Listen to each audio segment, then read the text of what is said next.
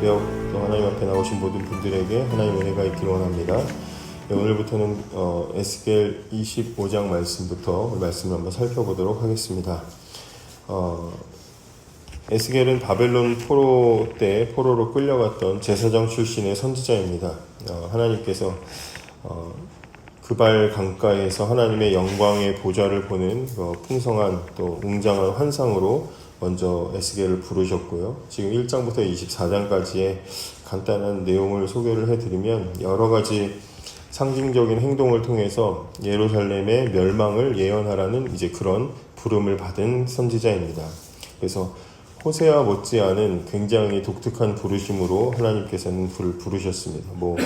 벽돌 위에다가 예루살렘을 그리고 그 옆에 눕기도 하고 머리카락을 깎아가지고 불사르면서 하나님의 심판에 대해서 예언을 하기도 하고요. 또 환상도 많이 보았습니다. 그래서 성전 안에서 이루어지는 우상 숭배에 대한 것도 8장에 보면은 보게 되고 9장에서는 하나님의 영광이 성전을 떠나는 그런 이제 환상도 보는 그런 끔찍한 일들도 경험을 하게 되고요. 그리고 12장으로 넘어가면 그때부터는 이제 본격적으로 포로기가 이제 시작이 되어서 포로의 짐을 꾸리는 그런 상징적인 행동도 하게 되고 또 거짓 선지자 장로들을 책망하는 내용들 그다음에 포도나무 비유, 버려진 아이를 거두어서 아내를 삼았는데 음행하는 여자가 되는 그런 이제 환상들 같은 것도 비유들도 보게 됩니다. 그리고 쭉 계속해서 이제 이스라엘이 멸망할 수밖에 없는 이제 그런 예언들을 쭉 이렇게 하다가 24장에 가면 무거운 짐을 하나님께서는 이 에스겔 선지자에게 짊어 주시는데 두 가지로 이제 녹슨 가마솥 비유해가지고 그 안에 예루살렘이 뼈까지 다 태워질 것이다. 완전히 하나님께서 다 심판하실 것이다라는 무서운 예언을 하나 하게 되고 또 하나는 개인적으로 슬픔을 겪게 하십니다. 그래서 네 눈에 기뻐하는 것을 한 번에 쳐서 빼앗으리니 너는 슬퍼하지도 울지도 말며 눈물도 흘리지 말라. 24장에 내가 네가 기뻐하는 걸 빼앗아 갈 테니까 절대로 슬픈 티를 내지 말아라.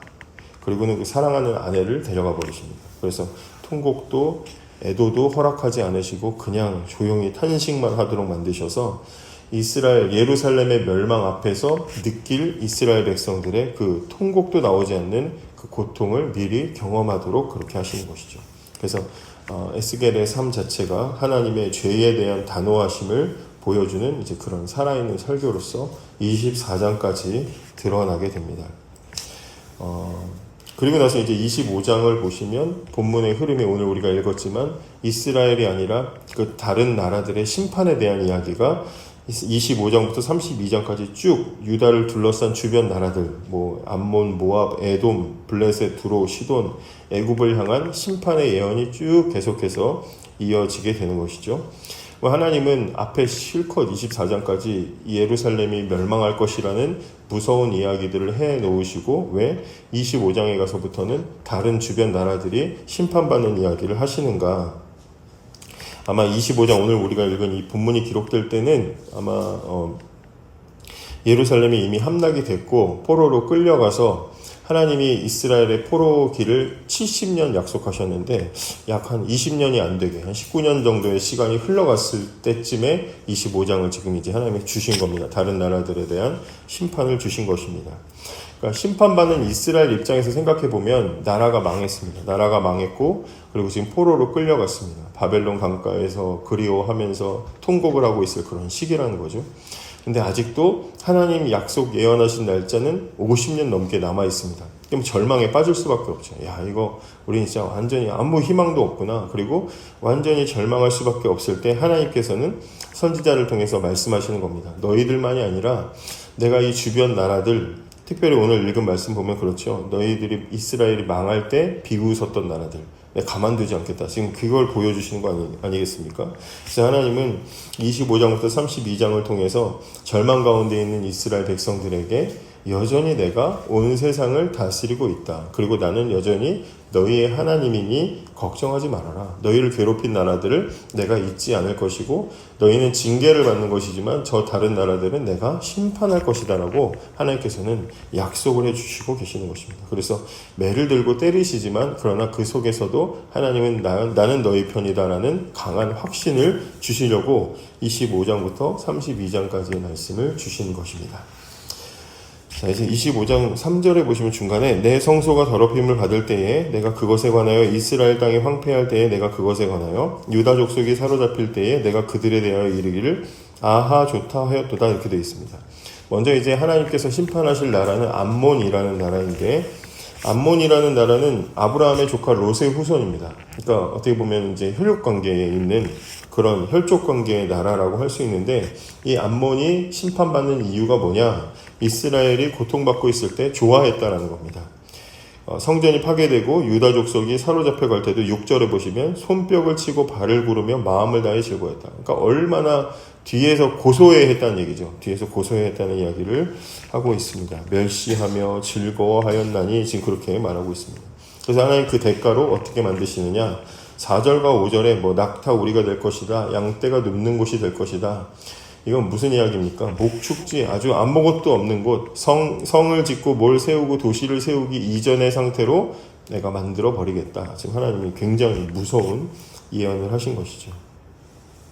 이 아브라함의 후손 이스라엘 백성들이 하나님의 도움으로 번영을 누리고 기적적으로 보호를 받아왔는데 암몬 입장에서 이 조카 롯의 후손들 입장에서는 항상 시기와 질투의 어떤 그런 대상이었을 것입니다. 그래서 이스라엘을 항상 시기하고 질투했는데 이스라엘이 망하는 걸 보고 하나님과 멀어져서 심판받는 것을 보니까 잘됐다, 고소하다, 쌤통이다 이제 그러면서 기뻐했던 것이죠. 어떻게 보면 가족 관계에 있는데 그들에 대해서 뒤에서 고소해하고 그러니까 남의 불행에 대해서 기뻐하고 고소해하는 것은 하나님께서 다 지켜보고 계신다는 것입니다. 아무리 악한 짓을 저질렀다고 해도 하나님의 심판을 받을 때 손뼉을 치면서 즐거워하는 것 하나님은 기뻐하지 않으신다. 하나님은 심판 자체를 즐기시는 분이 아니라는 것을 오늘 이 암몬의 멸망을 통해서 우리가 보게 되는 것이죠. 그 다음에 8절부터 11절에서는 모압이라는 나라가 또 소개가 됩니다. 모압은 8절에 보시면 주 여호와께서 이같이 말씀하셨느니라 모압과 세일이 이르기를 유다 족속은 모든 이방과 다름이 없다 하도다. 모압은 무슨 폭력을 저질렀던 건 아니지만 역시 모압의 죄는 태도가 좋지 않았다는 것입니다. 모압은 유다를 단순히 불쌍한 나라로 보는 것이 아니라 우리나 뭐 저기 하나님의 백성이나 별다를 거 없네 이렇게 무시했다는 것이죠. 하나님의 백성이고 특별한 하나님의 백성이라고 말만 하더니 쟤네들이나 우리들이나 별반 차이가 없다. 그 얘기는 더 나아가면 어떤 이야기를 하는 겁니까? 하나님의 언약에 대해서 굉장히 무시하고 부정하는 말을 하는 것이죠.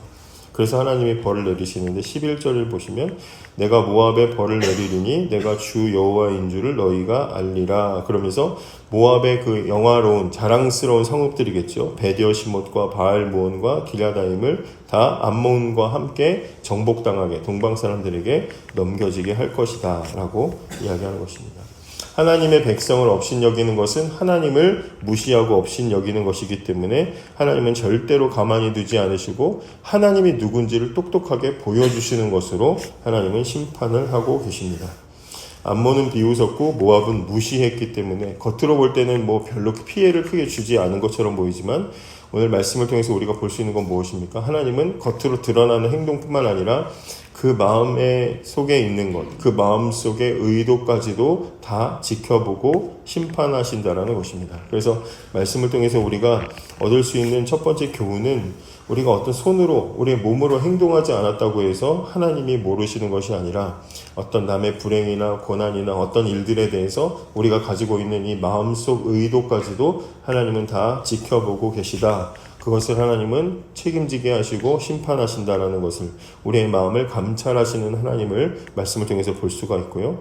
또 하나는 절망 가운데 있을 앞으로도 한참 동안이나 심판의 시간이 남아있는 절망 가운데 있을 하나님의 백성들에게 하나님께서는 이러한 방식으로 위로를 하신다. 여전히 백성이 당하는 하나님은 자기 백성이 당하는 조롱과 멸시를 잊지 않으시고 기억하시고 거기에 대해서 응답하시고 보응하시고 지금도 저와 여러분이 흘리고 있는 그 눈물, 우리가 견디고 있는 자리에서 하나님은 우리를 외면하시는 것이 아니라 우리를 눈물 흘리게 만드는 그 모든 원인들을 결코 외면하지 않으시고, 하나님께서는 하나님이 어떠한 분이신지를 알려주셔서 우리에게 하나님의 주시는 위로를 주신다는 것을 우리 말씀을 통해서 우리가 보게 됩니다.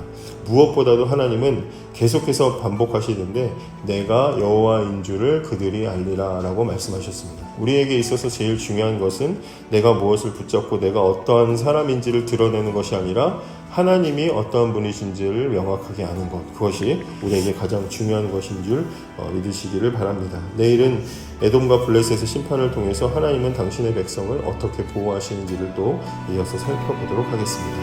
기도하겠습니다.